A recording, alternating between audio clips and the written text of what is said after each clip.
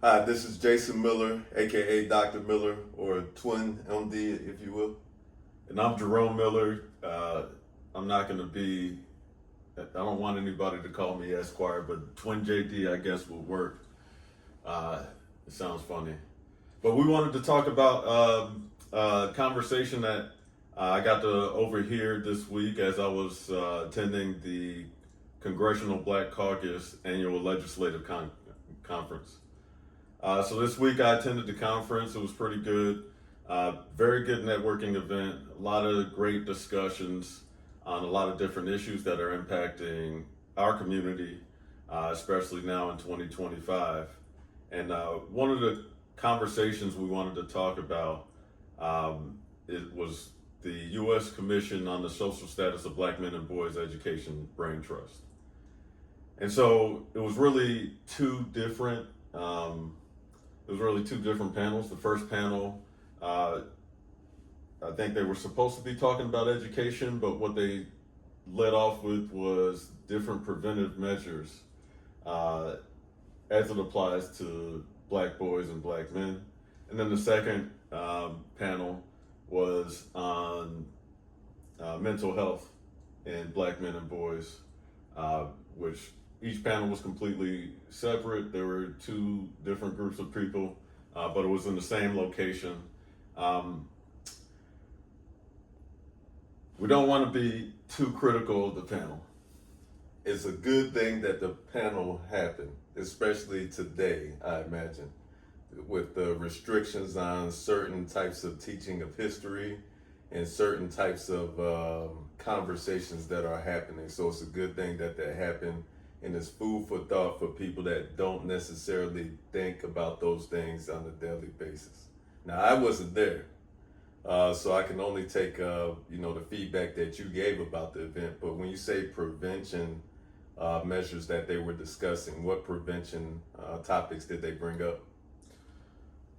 So, I guess the one prevention topic that they really did discuss had to do with reincarceration. And so one of the Congress members who were up on stage talked about a bill that he had passed or that he had drafted, maybe, that would help people who are incarcerated, who are about to be released, get jobs. So the other the other topics that were discussed were again incarceration, gun violence, and homelessness. I will also say that there was a portion at the beginning where they talked about the U.S. Commission on the Social Status of Black Men and Boys. That is an actual White House office. That is a program that exists, and where they do the studies that help form a basis, I think, for some of the bills that these Congress members were discussing. So that first panel on the commission was actually made up of all Congress members who I believe are members of the commission. Just to put that out there. I will say that when it comes to prevention, again, reincarceration was really the only prevention step that was discussed. Now, I think it's interesting and it's funny because, we talk about this all the time, but the stigma and kind of just the thought on black men being deviant starts very early in life, right? So when we talk about prevention holistically, we're not talking about, hey, let's get this 16-year-old and prevent XYZ. Really, prevention topics for education, for even incarceration, for nutrition, for all of these things should start at day zero. Once they, probably even before then, in dealing with the family aspect that surround these children. So a baby doesn't come out the womb incarcerated.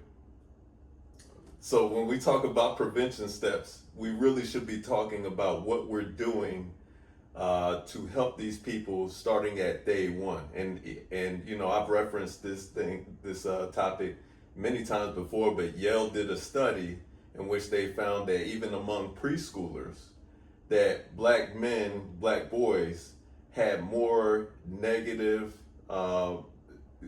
punishment associated with their behaviors than their counterparts. And what I mean by that, because I know that negative punishment is an actual psychological term, is that they were more likely to be penalized for their behaviors, even when their white classmates had the same behaviors. And we know that from the same study that black girls in particular were just more likely to be ignored, just to throw that out there. So when it comes to this discussion about crime and punishment when it comes to black males, we often stick that label and that topic on them very early, just even in how we treat them in schools, but we're not actually talking about, hey, what steps and strategies do we need to make sure that this kid is eating everything he needs, because we know that's good for brain development, and we know that brain development is good for learning language and for learning reading and for paying attention to class. We're not talking about, hey, how do we make sure that this kid actually has a place to stay at night so that they feel secure and that they're not, more worried about where they're sleeping in class as opposed to actual learning the material. We're not talking about the actual mental health resources in terms of, hey, how do we help kids communicate their fears and stuff at very early ages? We're talking about, hey, how do we prevent reincarceration, which, does that apply to a 4-year-old? No, I mean, and that's a good point. It's like when we have these discussions, we're so focused on the negative outcomes that are associated with black boys and black men that we're not spending enough time talking about the societal factors that either lead to the negative consequences, or really what we should be talking about is the societal factors that we should be bolstering so that we can lead them to the positive outcomes that we want. I think that prevention of the negative outcomes is a necessary conversation, but it just seems like we spend too much time on that. I could go talk to a group of young men or boys and say, hey, I was in your situation, here's how you don't become like all of your classmates. Or I could go talk to that group and say, hey, I see your situation, but you guys you're all smart enough, you're all capable enough to make it to where I am. I'm an attorney, here's how you do that.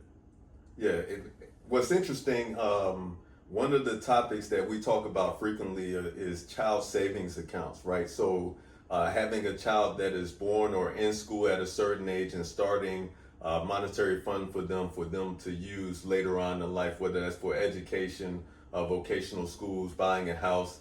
And we talk about some of the programs that exist in the Bay Area. I know Michigan has some programs. I know that even in DC, there are some organizations that are starting some programs. And one of the benefits that was seen in studies with that was that starting early with these CSAs had positive outcomes on mental health, not only for the child, but also for the mother of the child specifically.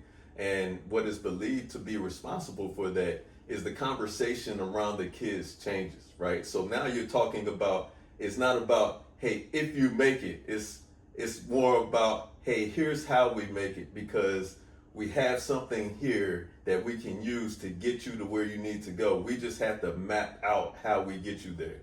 As opposed to without these CSAs, there's sort of almost seems more impossible to get to where we want to go. So now we're more focused on, hey, how do we keep you out of jail, as opposed to, hey, how do I get you to be that attorney, that doctor, businessman, etc. Yeah, and again, we're not going to be too critical of the panel,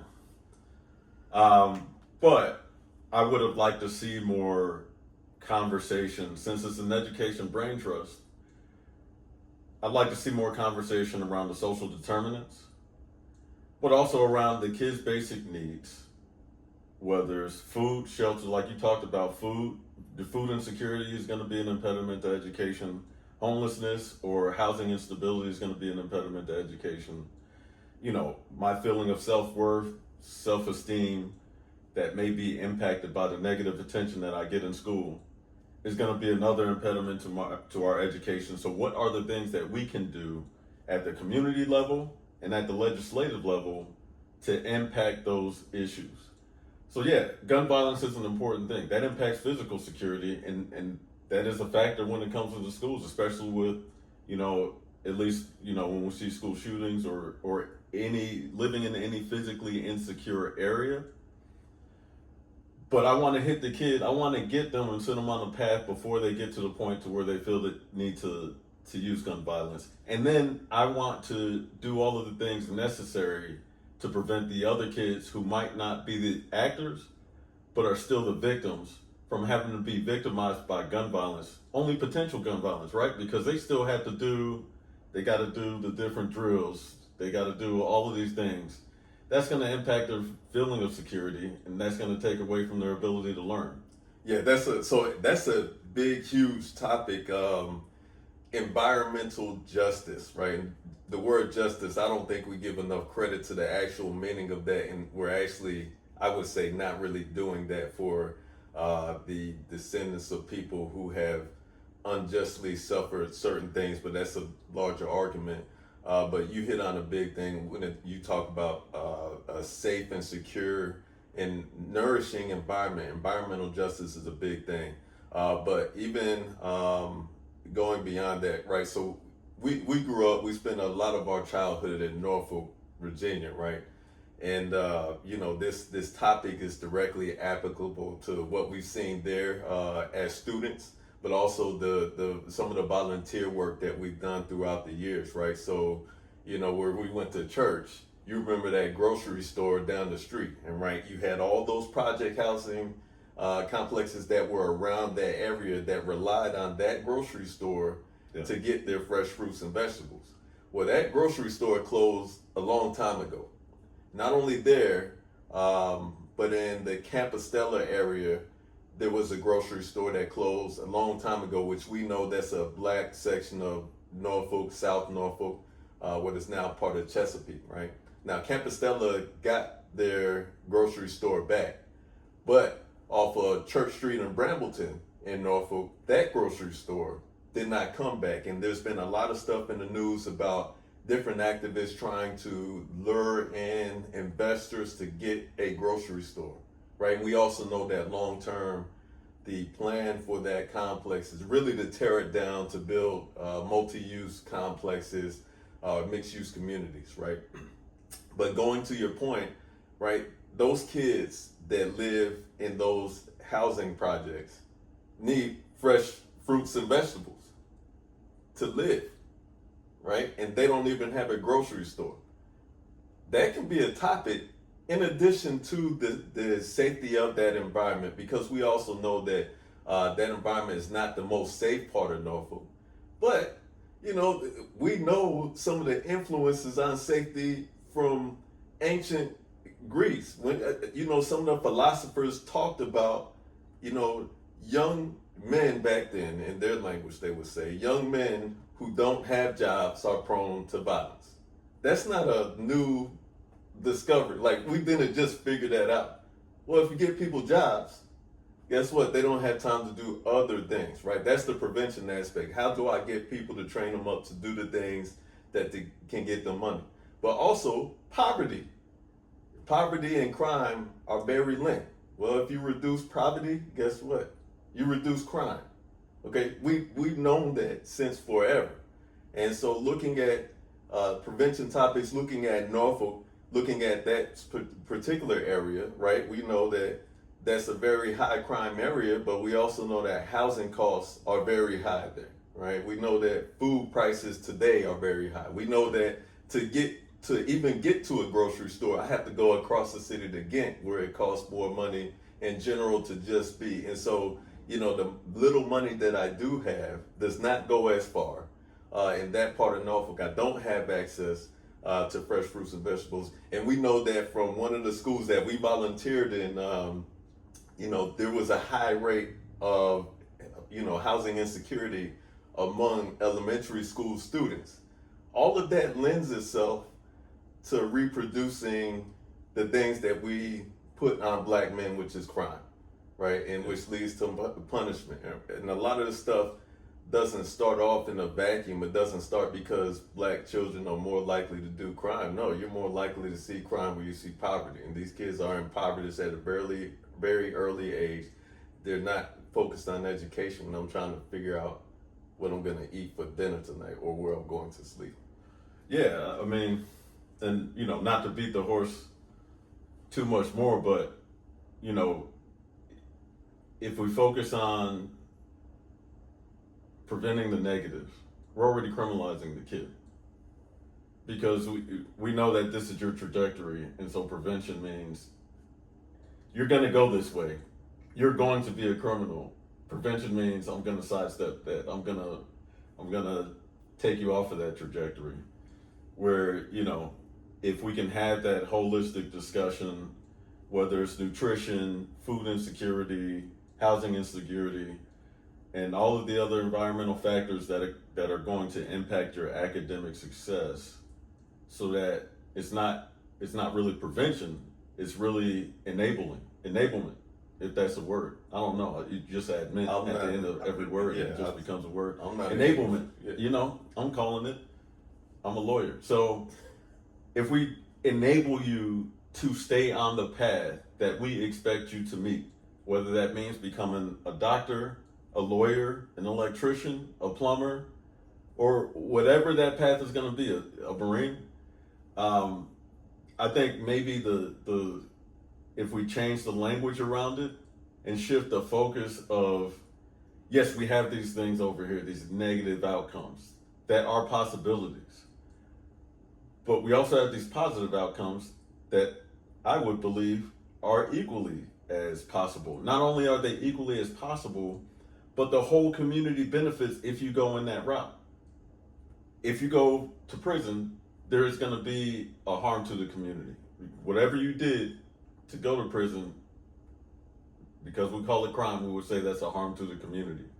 And then also your absence while you're in prison or in jail, whatever state of incarceration, is also going to be a negative impact on the community. If you have a family, they're missing your presence emotionally, but that's also income that they're not getting.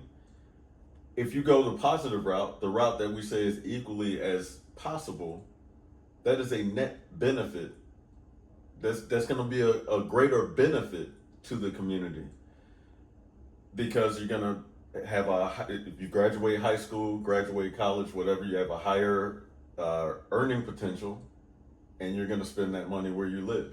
And so now revenue is generated, the economy benefits locally, and as small as the world is, nationally, from you going into that positive way. So not only am I personally invested because I want to see you succeed, but I'm economically invested because by you doing this thing, you're going to positively benefit my business. You're going to positively benefit whatever, and you won't be a detriment because, if you go the negative route and you're suffering, from recidivism, constantly in and out of a carceral state, it's harder for you to get jobs. Maybe you're constantly in a state of poverty as well, and you may have to make certain decisions out of survival that are going to be a negative impact to me personally, physically, economically, so on and so forth.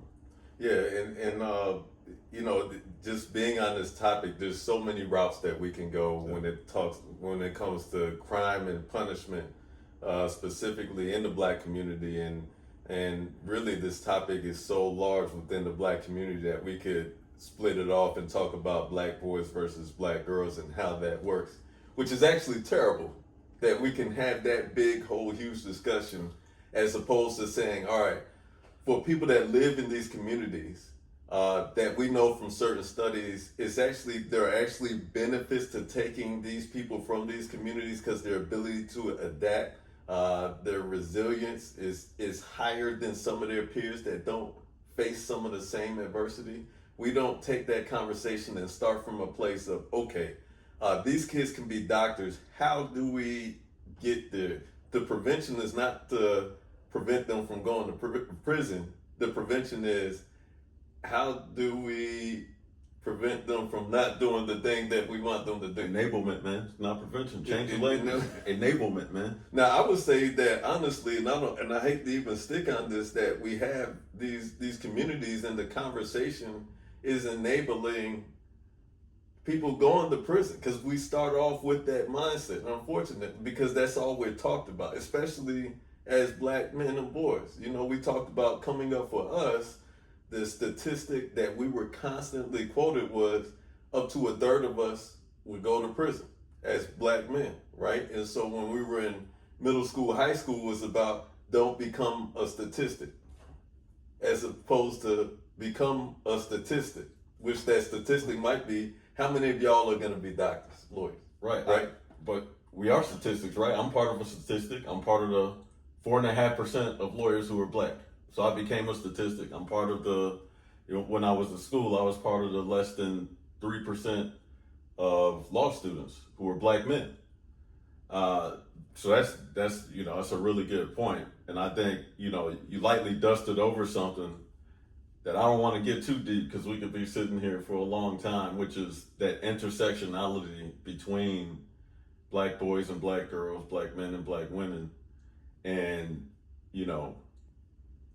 how do we address that? Not only how do we address that so that both of our needs are met individually, also our needs collectively, but also how do we address that in a way that we aren't just impacting the students who would have already probably succeeded? Yeah, intersectionality, I feel like, has to be at every conversation about this issue when it comes to prevention, right? Because again, I mean, we look at the high education levels of black women, despite some of the circumstances that exist, and we can look at their higher rate of communalism among black women as compared to black boys and men, and how that's a positive benefit. So that intersectionality is huge. But what's funny is we always discuss around that, but we don't discuss that and then apply it to black boys and men. And what I mean is, even if we go back to the Yale study, right? We say white guys, he's active, overactive in class, he's rambunctious, he's a leader, he's just joking around, let's just let Timmy go. White girls, it's the queen princess thing, right? We put them on a pedestal and then we elevate them or whatever, right?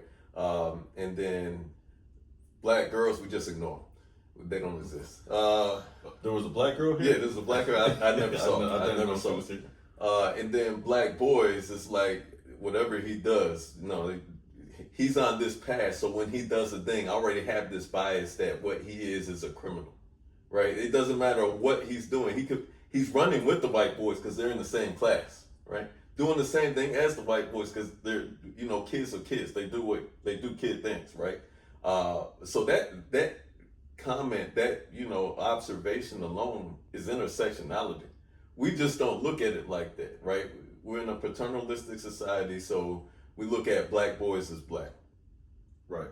We look at black girls as black girls. Right. We look at white girls as girls. And we look at white men as as people. As people, yeah. They're the people, everybody else is something. You're a black, but I think that's a good point. And I think that,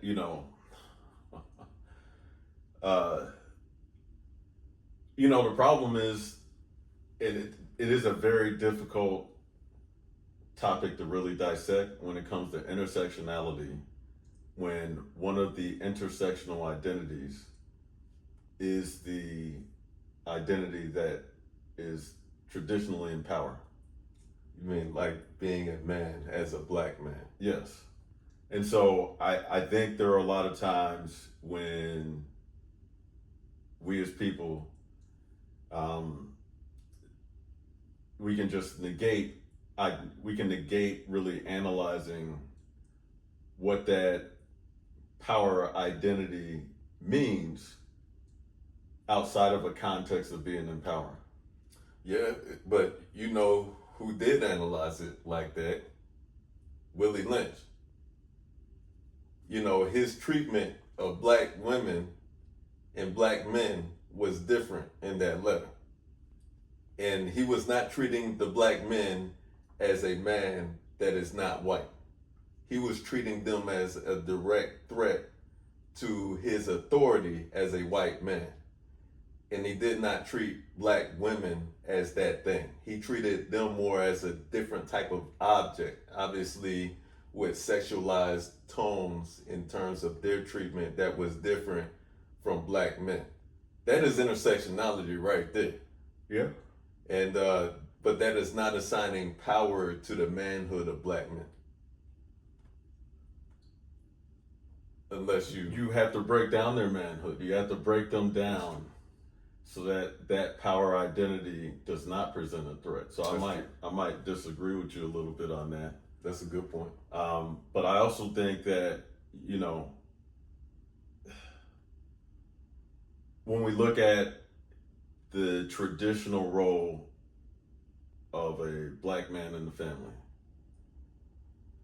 just generally, but you look at the traditional role that a lot of black men tend to take in the black family, that traditional role as a black man in the black family is really just, I want to be able to exercise the same paternalism as a white male identity, just that I'm black, and it's just specifically for my black family. And so I think that white manhood, or not white manhood, black manhood, can be analyzed in that way. But I still need to walk outside, and the world doesn't treat me as a paternalistic, a powerful man just with a darker skin tone. It treats me as a black man, meaning there's power, but that is negative power. This person has the ability to impact my life, but it's going to be a negative impact. Whereas, if we think of there was a term by Eldridge Cleaver in Soul on Ice, and the way that he characterized the different identities.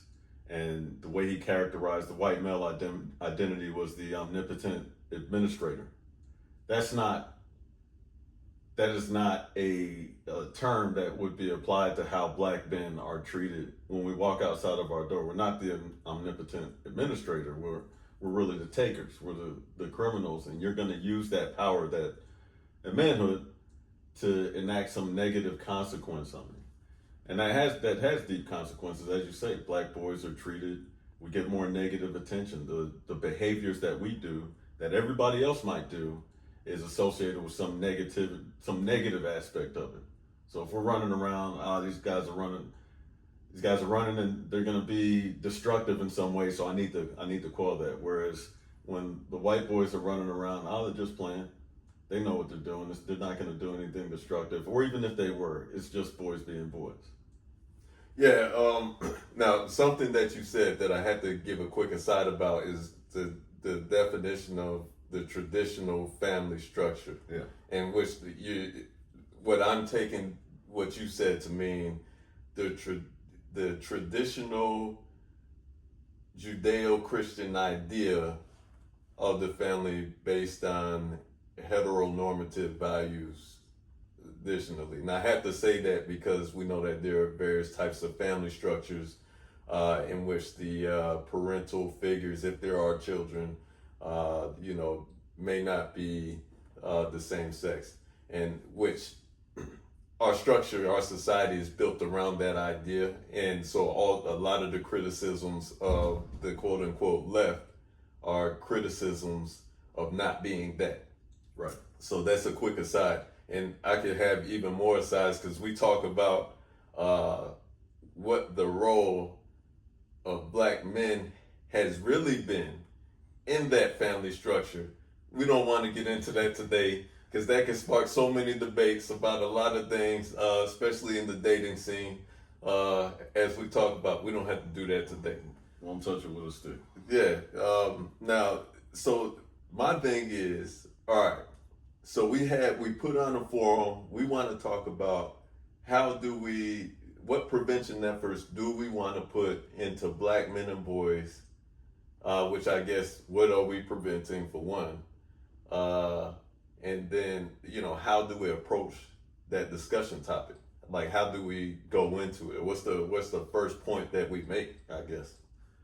I think the first point that we need to make is that we need to, maybe you can have an overarching theme of prevention, but it really needs to be two different things. How do we enable these students to achieve what we would consider to be their positive potential, becoming a productive member of society, as we might term it to be, right? Going to be a lawyer, going to be a doctor, going to be a teacher, going to be a plumber, electrician, or trade, or whatever they're going to do. That is a positive thing. And then you can still also have prevention, which is, okay, we understand the socioeconomic realities of this area, this certain area. And we understand that those socioeconomic realities create certain pressures. How do we alleviate that pressure so that they can take advantage of the enabling features that we have? How do we, one, prevent them from having to take the negative course of action?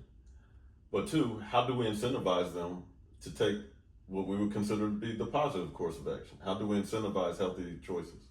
Now the question I'll always ask in that discussion, especially when we're talking about society, because different societies will have different definitions of positive and negative. And I think that's even true within the United States, where you have different cultures, where you have different areas that view different things, right? So, I guess there has to be specific definitions aside, right? Because, going back to that school that we worked with, we had a kid in the class who was homeless, whose older brother was in high school, who dropped out of school to go work a job to help support his family, right? Dropping out of school is bad. Did that kid do a bad thing? No. So you said something that I think was critical, which was alleviating pressure, right? Trying to alleviate the pressure that kid felt and saying, well, I have to make a choice so that my little brother can stay in school, right? So I think that's a good thing, but also understanding that you got to be specific with your discussion. Otherwise, we can still criminalize people that may be doing good things. Yeah, I would say, again, a healthy choice isn't necessarily a societally positive choice. Yeah. We have, you're a doctor, I'm a lawyer. I went to undergrad, so I have a bachelor's degree, and then I went back and got a law school degree, a Juris Doctorate. And you have a bachelor's degree, you also have a medical degree. Our mom has 2 doctorates. She has all the degrees that are in existence except for maybe an associate's in fashion or something like that, So we believe in education. We believe that a healthy choice is to pursue higher education.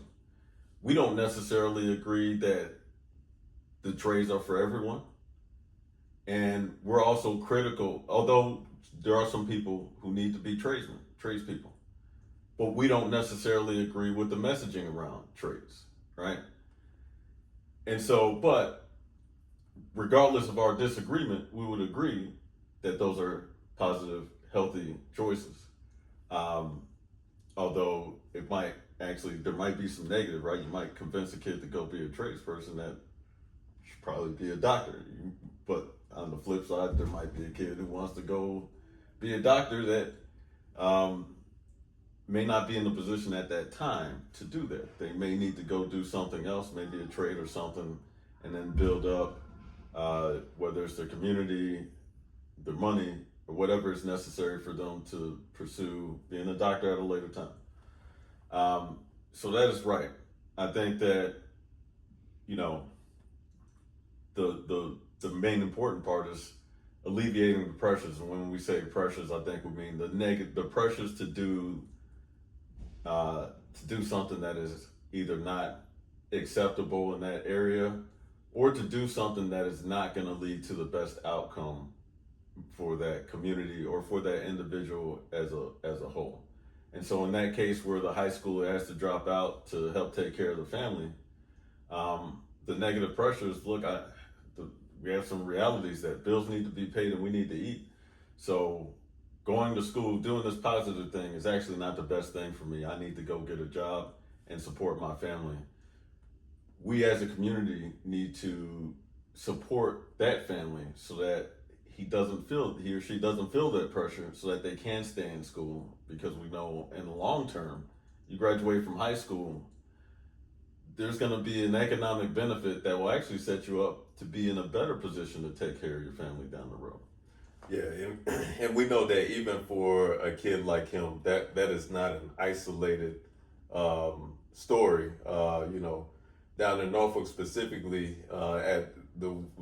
there's a couple of high schools that have that issue, but we know that they were pretty much begging mentors to come in at lunch because there were kids that needed mentorship that would not be in class because they were working during the day, would come to school for the free lunch, and then leave to go back to work later on. And I'm sure that even in working in Atlanta, that you've seen the same things, seen some of the same things in St. Louis, doing some work, and even in DC. Now, when it comes to looking at the family structure, looking at enablement, also going back to something we talked about earlier, which is starting at day zero, really starting at day negative, whatever, what are some things that we should be talking about that needs to be part of every discussion? I know that some of this we've already discussed throughout this conversation. I would say for the enablement, and if it's not a word, we might have to trademark that. But I think that we start off with the basic hierarchy of needs. Are they eating? But are they eating the right stuff? Is their water clean? Do they have constant access to clean water? How's their housing? Are they homeless? Are they experiencing some level of homelessness or housing instability? And that starts at the parents, right? Like if the mother's pregnant and she's not able to eat the right foods, or she's got some environmental factors, maybe they live right next to some factory or something that is polluting the air and water that may have an impact on the baby's development. Those are things that we need to address, and that can be addressed with legislation to prevent, to make sure that zoning is appropriate for where people live. But we also have a community element. We have community churches that may have kitchens. We have schools that have kitchens or that have food storage. And so there's a really complicated plan out there that I don't know if it exists, but we need to develop to be able to reach the families that need access to those resources from day zero or day negative. I don't know how many days pregnancy typically lasts, but even before then though too, we need to be able to identify and locate those families that need that support. And then we need to pour resources into the organizations, whether it's church, whether it's nonprofits or other nonprofits or anything else that is supporting those families. And then provide those resources from day negative to day whatever. And again, it starts with the hierarchy. So making sure you're eating the right stuff, have good water, you have access to shelter, stable shelter, you have a stable home, you're not insecure in housing, you don't have to move between these different areas, which will cause you to switch schools, etc. Yeah, I know you're a lawyer. I know your undergrad degree was in aerospace engineering, which not a lot of biology involved with that. Typical pregnancy is 40 weeks. So you can do with that what you will. And 40 times 7 is 280, I believe. 280. So negative 280. All right, we won't really, we don't know what that day is because we're not usually involved. But I get what you're saying. But I also said even before then, so nice try to joke. Yeah, sure, whatever. But you know, and that gets into a lot of micro and macro issues, right? And so, on the micro scale, obviously I'm a physician, so I'm gonna talk about prenatal care, for monitoring how things are going in the home, and if you have a family physician or a OBGYN that you're checking in with periodically, you have people that can monitor, all right, well, what's going on in the environment that's impacting my patient. Now, whether that physician, nurse practitioner that's involved with one of these clinics or PA that sees these patients, whether they actually take account of that and record it and push it to higher levels is another conversation. But you have people that should be able to be checked in with that. But we also know that in the communities we're talking about, and we say black, but this could also be Hispanic, it could be Native American, it could be just lower income in general. We know that they have lower access, they're less likely to see these prenatal appointments or these screenings that typically would be done in some of these more affluent neighborhoods. So people may not be catching some of that.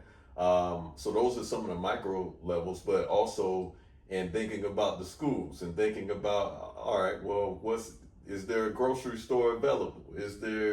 Are there people in the community that can help with X, Y, or Z? Now we're going from micro to macro. And I would say, do we have structures in place where all of the different parts of society that are involved with all of these things, right? Because you have a physician who's seeing a patient. You have the teachers that take the kids in preschool, whatever. You have the daycare workers that see the babies as the parents are going to work. You have the businessmen that sell to whoever. You have, the legislators that actually make laws to make long-term changes. Is there a forum in these specific communities for them to get together? That becomes a question, because if there's not, or if it's ineffective, then we won't see the changes. Or by the time we see the changes, the kid that's at, 20 weeks, by the time he's born, the thing that we already need to have happen is not going to happen anyway because we don't have the structure. Yeah, I mean, the ancestors have kind of given us the answer a little bit to that, right? Like before we had access to public education at the national level, the community centers, which at the time was the church, used the resources provided by the members of the church. So they needed to build a schoolhouse. People would bring wood and tools, and they would use their talents to build the schoolhouse. If they had a teacher that was a member of the congregation, she would be the teacher. Maybe she's teaching all of the students from from kindergarten or first grade all the way up to sixth or eighth grade or whatever level of education they went up to in the same class, but she would do that. I think that serves as a model today, right? Like, we still have community churches. I'm not saying churches need to be that center, because not everybody goes to church. We have schools that are in the communities. We have other organizations that are staples in our community. And so maybe we link the churches with other community organizations to provide a service other than religious service. So that could be providing food, it could be providing transportation, it could be providing the talents of the individual congregation. So if this church is based in this community, we have 2 doctors that go to this church. So we can do some sort of clinic or something like that on the weekends. Or if the school's PTA or PTO, whatever it's called now, they're gonna have parents that are representative of a bunch of different jobs. That can serve as an organization that is able to provide services across that community. Hey, parents, we have a family here who needs X, Y, Z. Can you donate? Hey, this school has food storage and clothing storage, and we have a family that needs food and clothes. Can we do that? And can we find a way to deliver it? So we have the structure. We just don't have the organizations that are centrally focused on those things. And so we need an organization that's centrally focused on it. And maybe that organization is really the hub. that coordinates with the church, coordinates with the PTA, coordinates with some other nonprofit that's working in the area to dole out those services. But that requires the manpower. Yeah, and we know that there are some organizations that you know, are more or less effective at doing some of that. And what that organization is depends on where you're located and whatever the structure of that community is. So, you know, I know that in Norfolk specifically, there are organizations that reach across the aisle. The thing that I wonder about though is how effective is it at the long-term policy making, you know, where, hey, there was the grocery store in Norfolk that closed off of Church Street in Brambleton did not open up. Everybody knew it wasn't coming back. You have all these communities that are there. So then you have organizations that work with the food bank to get weekly food bank giveaways right across the street to make up for that, right? It wasn't every day. So if I ran out of whatever on Tuesday, I still had to wait till Friday if it came back. But how well does that translate, and how, you know, whether that's effective to getting up to the actual government, you know, to say, hey, how do we entice a grocery store at that corner for these people specifically based on their needs, is another story, because the government also might have a different agenda set aside, which is, hey, I don't want that community there in the first place. Yeah, it's going to sound, you know, tired, but that's why voting is important. You got to vote the people in who have that focus, and we got to make sure that, you know, I would say voting, although it's not one of the social determinants, it really has such a big impact, especially when you're voting at the local and state level. That's historically, those are the things that have had the biggest impact on your day-to-day life. Who sets the speed limit? Who, you know, who decides that a speed bump needs to go somewhere else?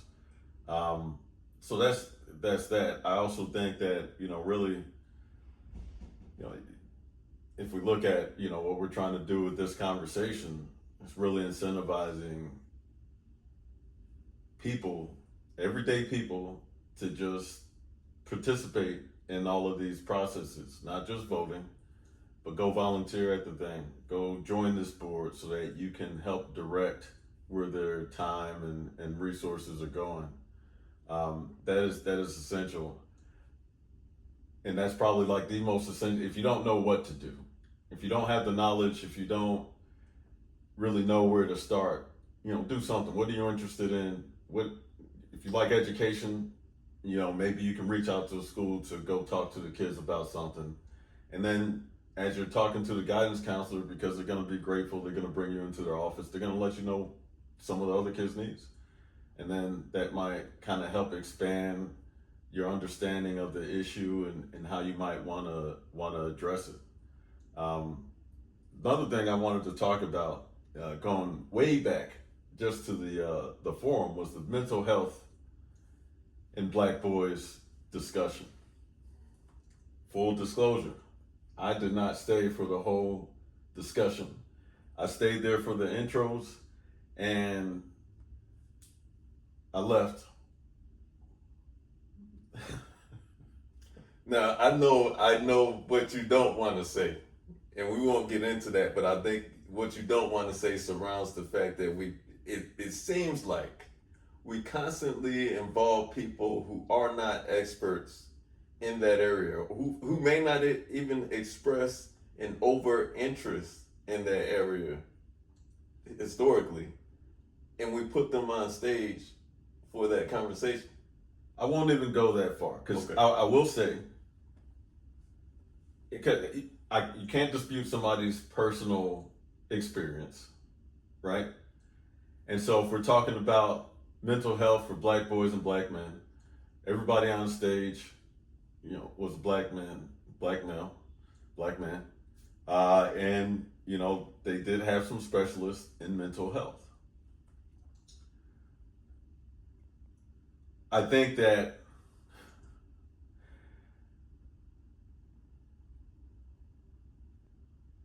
there are some times where we speak so much to our experience, our own personal experience, that it makes it difficult to parse out what your proposed solution is.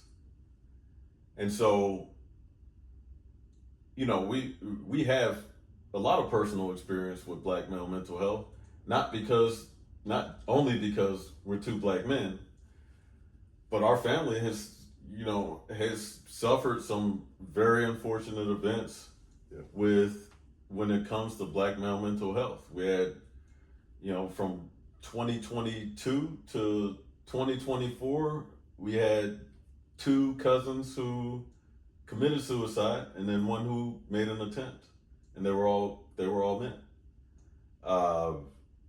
One of them, we know for sure, experienced different levels of homelessness leading up to it. He experienced joblessness, obviously in his homelessness and joblessness, poverty, but he also had some other mental health issues that he was probably dealing with that we just weren't familiar with, and we didn't know. But he was also grieving at the time. And so maybe I was a little sensitive being at that forum and listening to the introductions. Maybe I expected something that was not warranted for the situation, or maybe it was warranted, but I expected more and did not see it. I think that it seems to me that when we're having discussions about black male mental health, that we are still going at it with a hammer when we might require a scalpel. No, that's a good point. And like, just in the scientific way of thinking, right? We've gotten to a point today where I can say, hey, if you have breast cancer specifically, I can go look at the genetic level. Like, that's how far we've gotten. I will look at the genetics of that particular breast cancer and say, hey, if you have this, I will treat it with this. If you don't have this, I will treat it with that. And all under the lump of breast cancer, I know that I can't treat every breast cancer the same way. So that requires a scalpel. It also requires a geneticist. It also requires it requires all of this. And to your point, black male mental health requires all of the same things, right? Somebody that comes depressed today might be dealing with housing insecurity, but that doesn't mean that they are technically homeless, right? They might have a different home every night, right? Whereas somebody who might be homeless, particularly, may be living in a car every night. They might have different sort of concerns. The guy living in the car every night might not have any friends. The person who lives in a different house every night might have a lot of friends. Different concerns there, probably different approaches to how we address their specific needs when it comes to mental health. And additionally, somebody who has a home might deal with food insecurity, right? And they might have different impacts on their mental health because of that. Vice versa, if I can't take a shower every day, I might not be homeless, or I might not be homeless. I might be eating well, and I might just not smell too good, and that might impact a lot of, there's different things. And so we need to do a better job of parsing out specifically, hey, how do I treat this particular person with this particular thing? And that being said, though, some of those forums, it'd be hard to discuss that at that major type of event at a forum like that. Now, it's not saying that it can't be done, but you imagine that at CBC, all of the different types of professionals that have different experiences with that. How do you discuss the specifics when you have somebody that might be like yourself who thinks about this frequently a lot, reads about it, been reading about it all of these years, versus somebody who may be in a different industry that's not necessarily based on, Yeah. I can see that. It would be a very, very difficult discussion. But it feels like the discussion, specifically for black male mental health, is at step 0. Yeah. When we should maybe at least be at step 1 or step 2. Yeah. So, what's the first thing that we need to do to treat somebody's mental health? We need to identify the person that has a mental health issue. And so, at least start with the discussion, how do I identify those things? Because, again, we're looking at this from an intersectional framework. The tips that I'm given to identify mental health challenges for the population as a whole may not apply to black boys or black men. There may be other more nuanced things. And I mean, hey, not all black men are the same, so it's not going to be the same. You're not going to see the same things in all of us. Some black men, some of us, may be withdrawn if we're experiencing some sort of crisis. Others may be very outgoing, but we know that about people in general. And so now, kind of what we're discussing while trying to solve the problem, but not really solving it, is that identification of mental health crises is very difficult. And so maybe we need to come up with a plan. Maybe it's regional, because maybe mental health crises in Sumter, South Carolina look different than they do in Washington, D.C. Maybe if you're living on English Avenue in Atlanta, Georgia, it looks like something very different than if you're living on Vimy Ridge in Norfolk.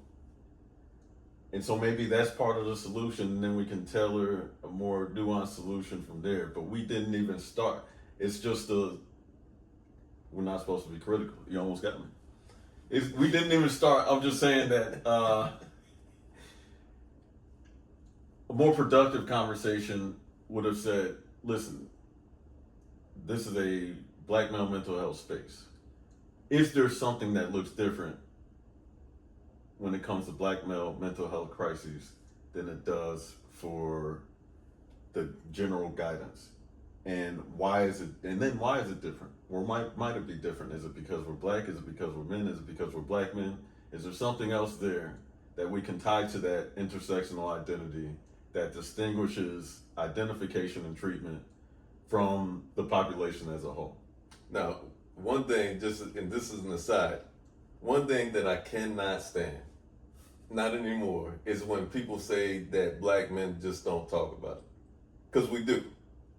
Now, how it sounds, what that language is, might be different. We might express it differently, but language is language. Language is learned, and language is different. It's very contextual. But, we could talk about, Biggie's Ready to Die album. There were a lot of expressions of mental health issues. It's just that the conversation about the album at the time was more about criminality than it was about his mental health. And you could go to, Lil Wayne and some of his music. But might it be that some of the people that are drawn to this music might be drawn to the music because they have a commonality with the topics there? Case in point, I think about this example all the time. You remember, so we were recruited for track and field out of high school. Remember, we took a visit to Mississippi State, and there was a guy, the high jumper, or was he a high jumper that wound up going? To Mississippi State, and then he transferred. Okay. Not going to say his name because I don't remember his name, but that's not because he's not an important person. But that was over 20 years ago. It was over, yeah. That was a long time ago. Everybody's important. But I remember talking to him at a track meet and asked him why he transferred. He's like, I just couldn't stand being out there. And he quoted a Tupac lyric talking about sitting in he was sitting in his dorm room and he changed it, but he's sitting in his dorm room and he asked himself, is life worth living? Should he blast himself? He said that exact lyric to me at this track meet. And then, 19, 20-year-old Jerome was like, oh, okay, man. Wow, man, that's crazy. I think it's your turn to go jump. But, think about all that he was saying. Now, that doesn't mean that he had ideations. It maybe he did. It's possible. It doesn't mean that he did, but what he was expressing is that he was experiencing, like, him being at Mississippi State. Not to take any shots at Mississippi State, but to take one because it's understandable. You just got catfish farms out there. I'm sorry, that's not right. But what he was saying is that him being in that situation, it might not have been Mississippi State. It might have been the location, maybe track team, maybe classes, maybe being away from home, was having an impact on his mental health, and he had to get out of that situation, so he transferred. That was his response. That was his remedy. But yeah, just like you were saying, because you quoted or you were talking about Biggie, I would say there's been a lot of times, now I'm thinking about it, where I'll talk to guys and they'll use those lyrics to express a mental health issue.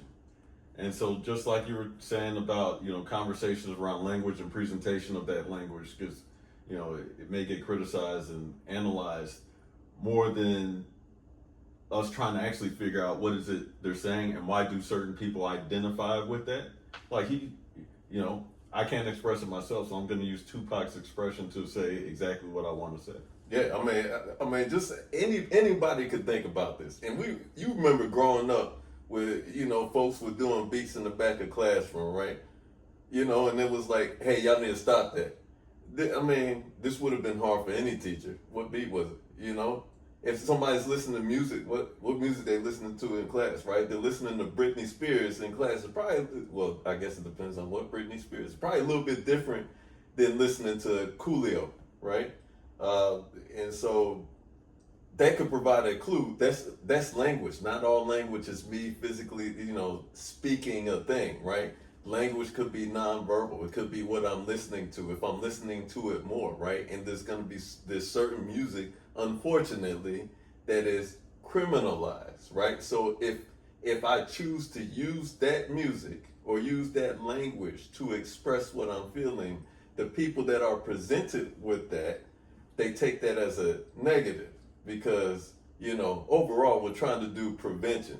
And this person is listening to a song that's based in criminality. So one of the methods of prevention is, why don't we just get rid of rap music instead of saying, hey, what are these folks saying here? Why is this person drawn to the music, et cetera, et cetera? And, we could even really get into a conversation about white males listening to that music at high levels too when they face their own mental health crises. But I'm not trying to get into all of that. No, I mean, that's an interesting thing because, I read a book a long time ago, can't remember about which book. It was a book about interviews with Michael Eric Dyson. And Michael Eric Dyson can speak better than 99% of people that any of us know. But he's also a big hip hop head. He was a hip hop critic back in the day. But in this interview, he goes over the history of, black music from ragtime all the way to jazz blues and to where it is now. And everything that you said about, that outward expression that we use in hip hop was true of ragtime. Ragtime didn't follow the rules, and so it was rejected by, it was rejected as something that was either sinful or it didn't follow the rules of classical music, so it wasn't good. Same thing with jazz. And then, even look at blues. What were they singing about? My woman left me, whatever. They were expressing these things that were having an impact on their mental health. And even outside of the lyrics, the beats were also part of that expression. And in some songs that don't have lyrics, that expression might be the beats. It might be some other form of art, whether I'm painting and it's not a picture of a person crying. It might be, listen, I'm not an artist. I don't know all the different terms. But, it's just really the artist is putting on paper what they're feeling, putting on canvas or whatever, what they're feeling inside. And it may be difficult for others, especially who do not have the cultural competence to understand that is an expression. And so if we come up with solutions that are based on a culture that does not involve this context, there's going to be a detriment to the people who express through this context. Yeah. And so if we're really going to come up to a solution, just to tie it back home, for Black male mental health, then it requires that we contextualize, which I think lends to a more regionalized approach or more regional approach. The way I express myself in New Orleans ain't the same way that I express myself in Atlanta. And music not the same, the food's not the same, you know what I mean? So when I have kids in school who are doing certain things and the school culture is not the culture that matches their neighborhood, and this is not going to be just an impact on Black boys, it's going to be the same thing on Black girls too. We need to figure out a way to inject this context and competence into the schools, into the policy, to enable and train these teachers to make sure that they're recognizing the right things. They're not seeing an outpouring of emotion as criminal. They're not seeing my expression of my depression or my sadness as a criminal act. We're seeing it as purely as an expression that may need to be addressed by the adult in the room because they may need emotional support that they're not getting at home or whatever. That's a good point. But again, if we're starting at step zero, none of that was this. Well, again, I was only there. So maybe they did. Maybe we're just. I hope we're rehashing what was already discussed. I wasn't there, so I was at work, so I couldn't be there to say, but yeah, I mean, I hope so too. I mean, but there are so many nuances. Again, when we talk about expertise in a certain area, and you say, well, who was on stage, or more specifically, who had a microphone to talk, right? And what was their area of expertise? And we talk about these different areas that exist, right? Like even in this conversation, there's so many areas that are involved, whether it's environmental justice advocates and researchers that exist, linguists, right? There's a scientific field of people, of experts that exist, lawyers, doctors, and we know that there are different type of lawyers. We know that there are different types of physicians, I'll say, because really a doctor is very broad. We talk about mental health experts, which may be a doctor, or it may be somebody with a doctorate. It could be a psychologist, or it could be a licensed social worker, right? And teachers, clergymen, right?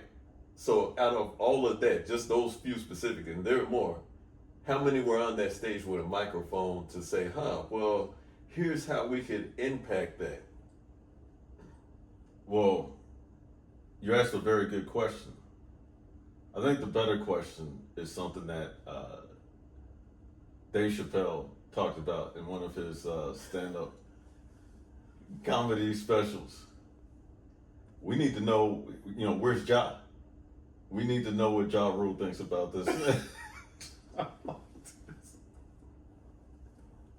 Well, I thought I'm not even gonna say. No, that's a good point, man. I think we gotta end it on that. Yeah. Yeah. But no, this was good, man. Next time we gotta bring up another good topic like dating and. No. We do need to talk about that. Don't send your kids to public school thing. Oh yeah, man. It's not too late.